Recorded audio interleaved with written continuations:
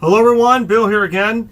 In my next installment here of the Bible 101, I'm actually going to talk about something that's really not so much directly associated with the Bible, but is something that is very important that, unfortunately, we in the 21st century have long since forgotten.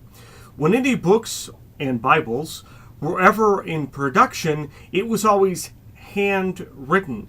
We really don't think of it that way, but that's the way it was. The printing press hadn't been invented yet. So any kind of book was always hand printed. Matter of fact, in the Christian community, in the Christian world, many times in the New Testament it refers to the Scribes. These were a group of people that were very knowledgeable about the Bible and the Tanakh and other things.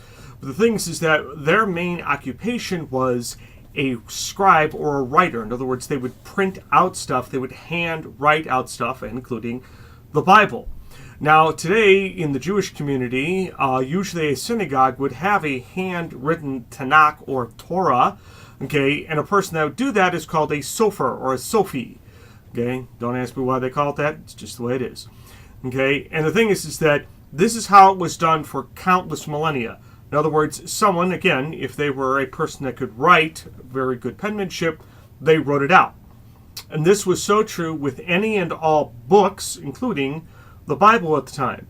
And the thing is that a Bible, which of course, if someone actually owned one, they were a king or a priest. That was it. Because it was just ever so expensive, and the common peasant could not afford such a thing. And of course, simply did not possess this thing. So for countless millennia, the Bible was meticulously handwritten out.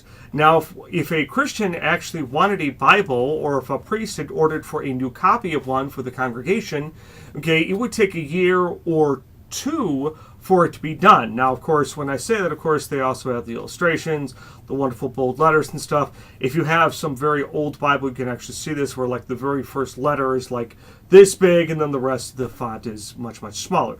That was common right up until the invention of the printing press, which I'll get to in another episode. So the thing is that to own a book, to own a Bible, was extremely expensive. So most people, if no one, owned one. Okay? But then, of course, this goes for any book in general.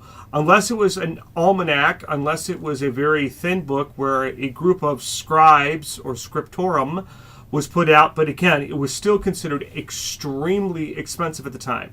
And then, of course, there was the educational factor. Only the kings, only the priests, and only the very wealthy could read. And it was very expensive to educate a person for their entire life. So, again, to have a Bible was not only very expensive, but very few could read it. So, actually, to have a handwritten Bible was extremely rare. Okay?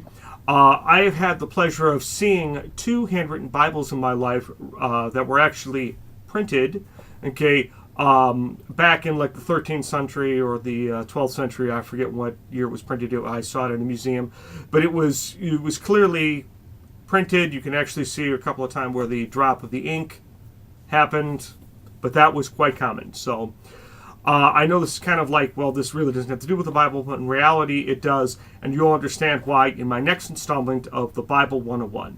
So thank you very much, and please check out the rest of my videos on my channel, and of course the other videos in this series, the Bible 101.